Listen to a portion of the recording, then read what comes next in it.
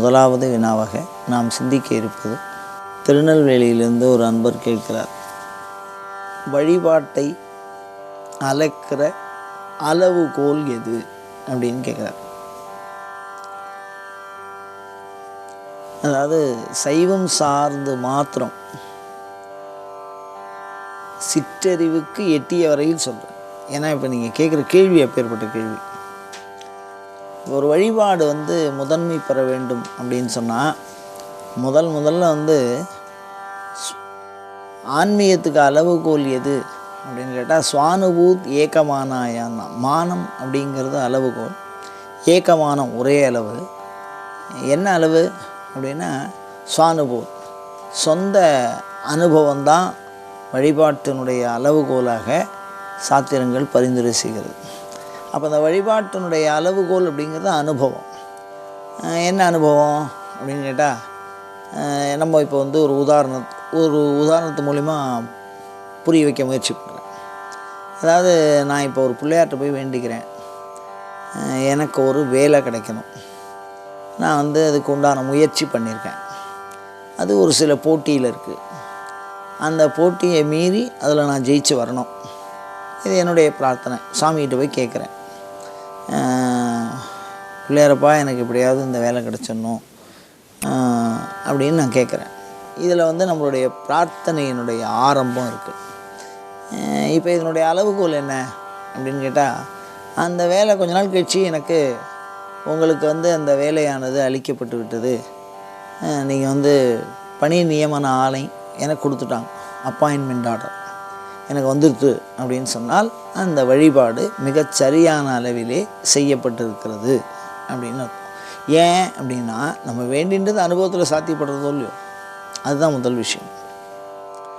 ரெண்டாவது, அப்படி நாங்கள் வேண்டிக்கிறோம், நடந்துடுறது, ஏதோ ஒன்று நடக்கிறது அப்படின்னா, ஒரு 3 காரியம் நடக்கிறது, 4வது காரியம் நடக்கலை, அப்புறம் ஒரு 5-6 காரியம் நடக்கலை, அதுக்கப்புறம் திருப்பி ஒரு 2 காரியம் நடக்கிறது.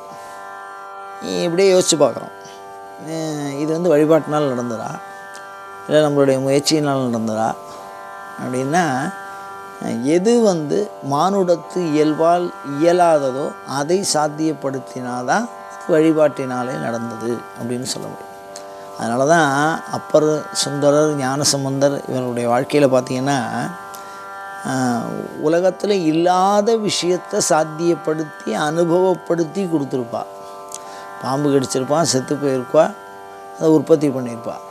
உலகில் சாத்தியம் கிடையாது, கடவுள் தான் அதை செய்யணும், வேறு யாரும் அதை செய்ய முடியாது அப்படின்னு நிறுவியிருப்பாவா.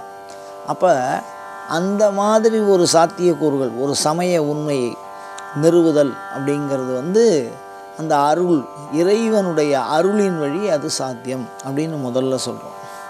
அதுக்கு அடுத்தது பார்த்தோம்னா, இப்படி ஏன் நடக்க மாட்டேங்கிறது அப்படின்னா, நம்மளுடைய மனநிலை பிரார்த்தனைக்கு ரொம்ப முக்கியம். வழிபாட்டினுடைய அளவுகோலில் ரொம்ப முக்கியமாக பார்க்குறது மனநிலை. எல்லோரும் நம்ம என்ன நினச்சிட்டுருப்போம் அப்படின்னா, சாமியை நம்ம நல்லபடியாக தானே வேண்டிக்கிறோம், காலம்புற கோயிலுக்கு போகிறோம், மத்தியானம் கோயிலுக்கு போகிறோம், கோயிலுக்கு போகிறதுனால வழிபாடு சாத்தியமாகும் அப்படின்னு சொல்ல முடியாது. ஆனால் கோயிலுக்கு போகாமல் சாத்தியமாகும் அப்படின்னு சொல்ல முடியாது. காரணம் என்ன அப்படின்னு கேட்டால், கோயிலுக்கு போனால் கூட மனநிலை வெளியில் சுத்தம். ஒரு 2 நண்பர்கள் இருந்தாங்க. அதில் 2 பேரும் ஒரே ரூம் ரெண்ட் ஒன்றா தங்கியிருக்காங்க. அதில் ஒரு பையன் சொன்னால், எனக்கு இன்றைக்கி ரொம்ப போர் அடிக்குது, நான் சினிமாவுக்கு போகிறேன்டா அப்படின்னா. இன்னொரு பையன் சொன்னால், நான் சினிமாவுக்கெல்லாம் வரலடா, நான் கோயிலுக்கு போகிறேன் அப்படி. இப்போ என்ன விஷயம் அப்படின்னா, ஒரு பையன் கிளம்பி கோயிலுக்கு போயிட்டான், இன்னொரு பையன் சினிமாவுக்கு போயிட்டான். கோயில் ஒரே கூட்டமாக இருந்தது, அன்றைக்கி சரியான கூட்டம். அப்போ இந்த கூட்டம் இருக்கிறதுனால அவனுக்கு ரொம்ப கஷ்டமாக இருக்குது. சரி, இந்த கூட்டத்தில் இந்த சாமியை எப்படி இவ்வளோதெல்லாம் கஷ்டப்பட்டு பார்க்குறதுக்கு, இன்னும் 2 நாள் கழித்து இந்த கூட்டம்லாம் குறைஞ்சோன்னு அமைதியாக பார்த்துருந்துருக்கலாம், அவன் கூப்பிட்டா மாதிரியே சினிமாவுக்கு போயிருக்கலாம். அந்த சினிமாவுக்கு போனான் பாருங்கள் ஒரு பையன். அந்த பையன் என்ன பண்ணுறான், அங்கே போனோன்னா படம் கொஞ்சம் ஒரு அவனுக்கு பிடிக்காத ஒரு சூழலில் இருக்குது. என்னடா இங்கே உட்காந்துருக்கு, அங்கே போயிருக்கலாம் நம்ம அப்படி.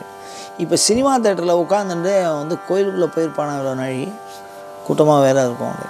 இவர் இங்கே இருந்துட்டு இங்கே இருக்கிற கூட்டம்லாம் அவங்க கூட சினிமாவுக்கு போயிருக்கலாமே அப்படின்னு நினைக்கிறார். அப்போ நம்ம இருக்கிறது சன்னிதானத்தில் இருக்கோம், நினைவு சினிமா தேட்டரை பற்றி இருக்குது. ஒருத்தர் இருக்கிறது சினிமா தேட்டரில் இருக்கார், நினைவு சுவாமியை குறிச்சிருக்கு. அப்போ வழிபாட்டினுடைய அளவுகோல் எது அப்படின்னு பார்த்தா, நினைவு எங்கே இருக்கிறதோ அதுக்கு தான் முதன்மை வரும்.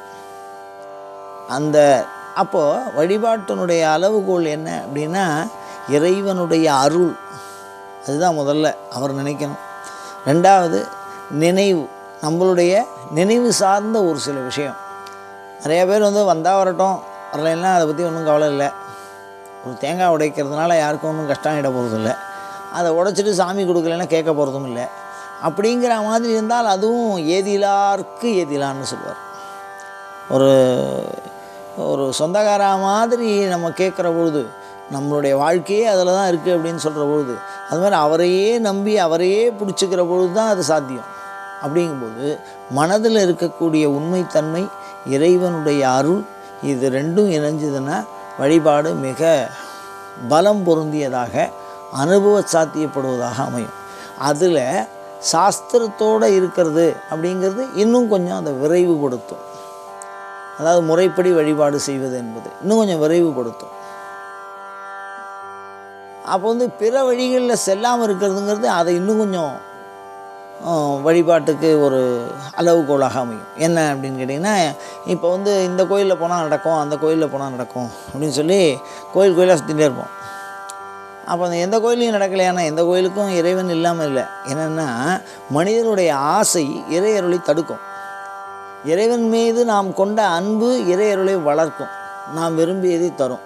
ஆனால் நம்ம ஆசையின் காரணமாக அன்பு செய்கிற பொழுது ஆசை முன்னிருக்கிறது. அதனால தான் அபிராமி பட்டர் சொல்கிறார், ஆசை கடலுள் அகப்பட்டு, கடல்பார் ஆசை அருமீன் ஈசனோடாயினும் ஆசை அருமீன்பார் திருமூலர். அதனால் ஆசையற்று அன்பின் வழி நின்று உண்மையாக இருந்து இறையருளை பெறுவது என்பது, இதெல்லாம் அன்பின் வழி நிற்றல், உண்மையாக இருத்தல், இறையருளை பெற இறை அருள் சாத்தியப்படுறது, சாஸ்திரத்தோடு இருக்கிறது. அது சொந்தமாக இந்த பிரார்த்தனை, இந்த அனுபவம் அப்படின்னு வர்றதெல்லாம் அனுபவமாக ஆகி வர்ற பொழுது இது எல்லாமே அளவுகோல்களாக நாம் கருதலாம். இதுக்கு இதான் அளவுகோல்னு கிடையவே கிடையாது.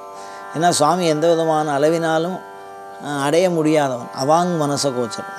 இருந்தாலும் நம்ம எல்லாருமே ஒரு புதுசாக ஒரு பஸ் இருக்குன்னா அதில் போர்டே போடலைன்னா அதில் யாரும் ஏற மாட்டான். ஆனால் அந்த வண்டி போர்டு போட்டதுனால அது அந்த ஊருக்கு தான் போகும், மற்ற ஊருக்கு போகக்கூடாதுன்னு இல்லை. அந்த போர்டுக்கும் அது இயங்கக்கூடிய தன்மைக்கு சம்பந்தம் இல்லை. அதை மாதிரி இறையருள் என்பது அனுபவ சாத்தியப்படுத்துகிற பொழுது உண்மையாகிறது. இறையருள் என்பது உண்மையான அன்பின் அடிப்படையிலே சித்தியாகிறது. இறையருள் என்பது இறை அருளினாலே சாத்தியப்படுது. இறைவனுடைய அருள் நிறையா பேரை தடுத்தாற் கொண்டிருக்கார். அந்த வகையில் தான் அந்த அளவுகோலை நம்ம புரிஞ்சுக்க வேண்டியதாக இருக்குது.